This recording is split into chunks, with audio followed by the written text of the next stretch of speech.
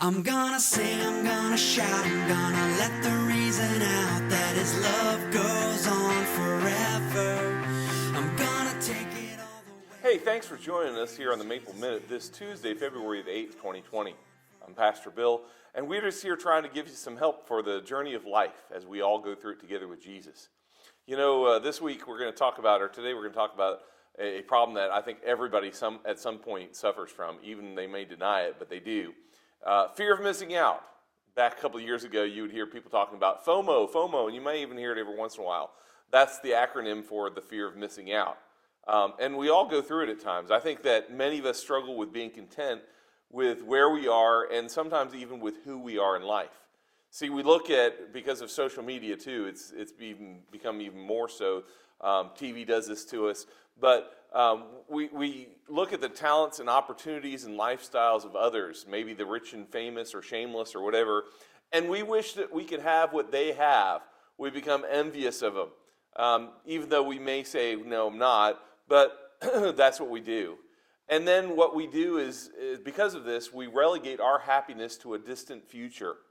We hope that someday that we can have what they have, and then we will be happy. And so our happiness is always put on pause for the future.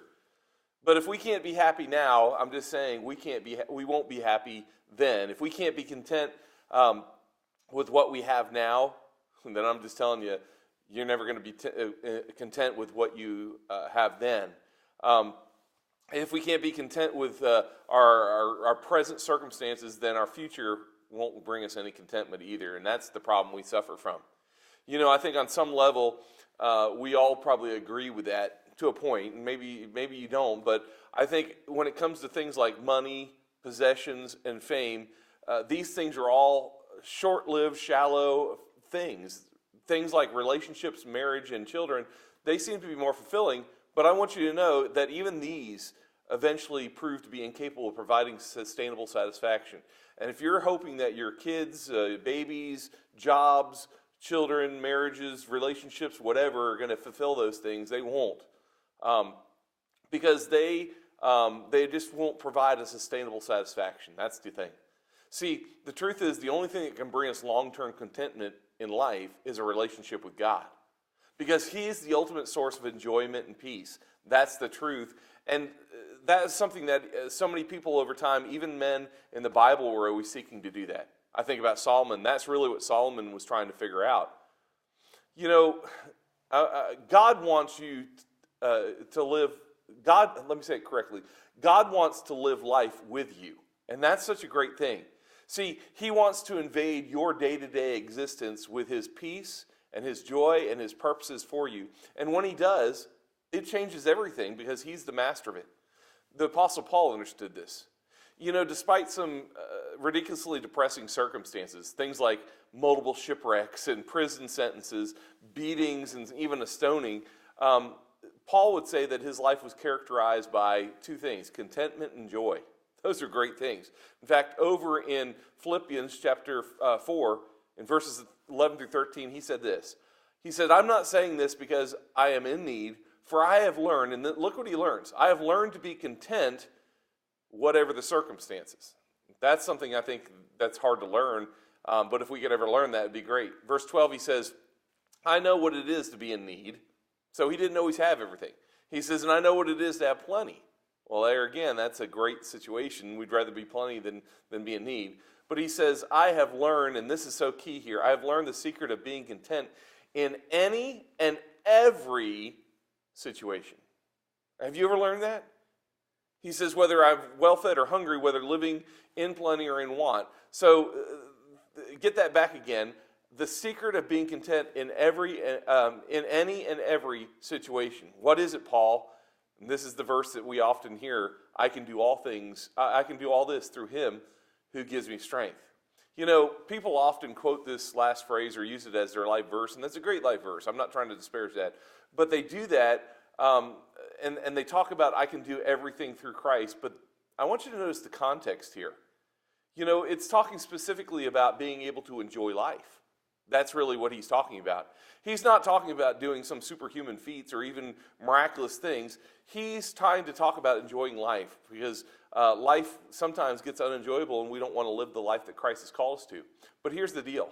Jesus gives us the ability to be happy in any surroundings. That's what Paul understood. And that's quite a gift. See, anyone can have fun, well, maybe not anyone, but most of us can have fun on a deserted, sun-swept beach island, or maybe a mountain resort if you're not a beach person, our ideal vacation place. Anyone can have that. Anyone can be happy probably hanging out with some of their closest and dearest friends that they enjoy. But what Paul is saying here is he learned to find contentment through Jesus in any circumstances. And that's what Paul called the secret of living life in every situation. You know, I can't promise you today that following Jesus will take your Fomo away. That is, that fear of missing out. And it may not even make it fade away.